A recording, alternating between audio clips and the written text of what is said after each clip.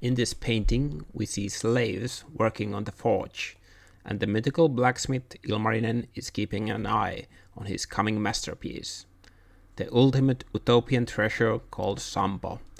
It produces unlimited wealth. Act of making this magical tool is the topic of this painting, not the finished product by itself. Even the coming wealth requires a heavy toll from the common man. The element of fire is illuminating the scene and builds our anticipation towards future. The artist has depicted Ilmarinen as a muscular red-haired man. He is the originator of fire in earlier mythology, so red-haired is a fitting description for him. Ilmarinen also built the heaven or firmament that covers earth with his godlike blacksmith skills. All those beautiful colors of the sky are from him, but in this painting, the smoke from the fire hides this beautiful creation of nature.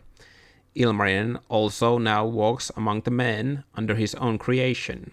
The reason for changing from little sky god to a demigod walking among mortals is the introduction of iron. Finno-ugric Iron Age invaders had a major impact on the Finnish folklore. New god of the sky was Baltic thunder god called Ukko. This new god that has replaced Ilmarinen is the original creator of iron. Ukko apparently rubbed his hands together and created 3 women in the sky. Breasts of these women lactated 3 different kinds of milks: white, red, and black. Iron in its 3 forms.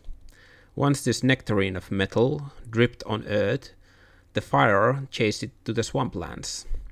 There it laid hidden until old, animalistic beast gods, bear and wolf, wandered through the swamp. From these footprints of these animals, rust started to rise, and thus iron was discovered by Ilmarinen. Ilmarinen drains the swamp and gathers the iron.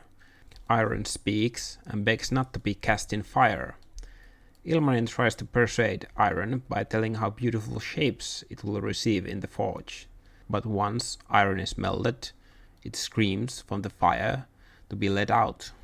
Ilmarinen makes it sworn an oath that it shall never shed of any human's blood. It must only work on wood and stone and not on the flesh of a man.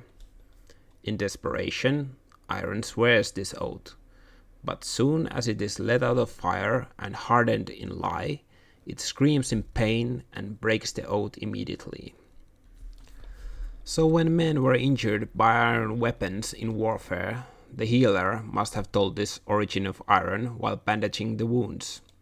Purpose was to remind iron about his oath that it promised not to hurt any humans. I would make a counter-argument that the oath was sworn under torture, thus it holds no real value.